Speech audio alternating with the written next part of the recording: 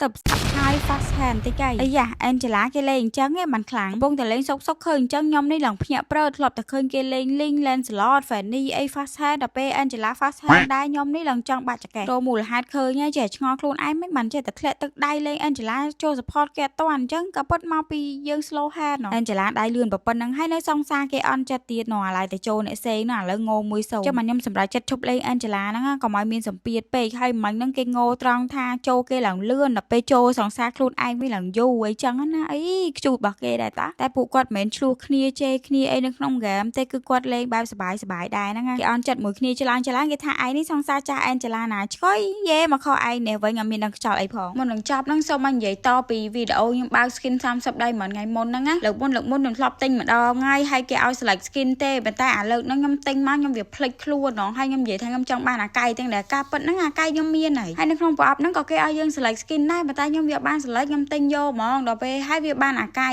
វាបានអាកាជ្រុកនេះហើយឡើងទៅផុសប្រាប់គេអីណាណៃអើយឡប់សាហាវតបានទៅអង្គុយអាន comment វិញតើមិនដឹងតែខ្លួនឯងនេះវាឡប់អ្នកធ្វើវីដេអូនឹងគេដែរតែពេលចូលទៅបើក event អីមួយអត់មានចេះមើល rule ទេរួមចូលភ្លាមបើកភ្លាមយកហ្មងតែប្រអប់ហ្នឹងបើគ្នាយើងចង់ទិញខ្ញុំមិនដឹងថាគេនៅលក់ទៀតអត់ទេឥឡូវហ្នឹងដោយសារតែខ្ញុំបើកតាំងពីអាទិត្យមុនអញ្ចឹងបើគ្នាយើងចង់ដឹងអាចចូលសបមើលលេងទៅបើថានៅទេទិញទៅតែ30ដៃហ្មងនេះគឺអ្នកទាំងគ្នាបានអា skin season ដែលគេកវត្តចោលតាំងពីប្រហែលឆ្នាំមុនហើយ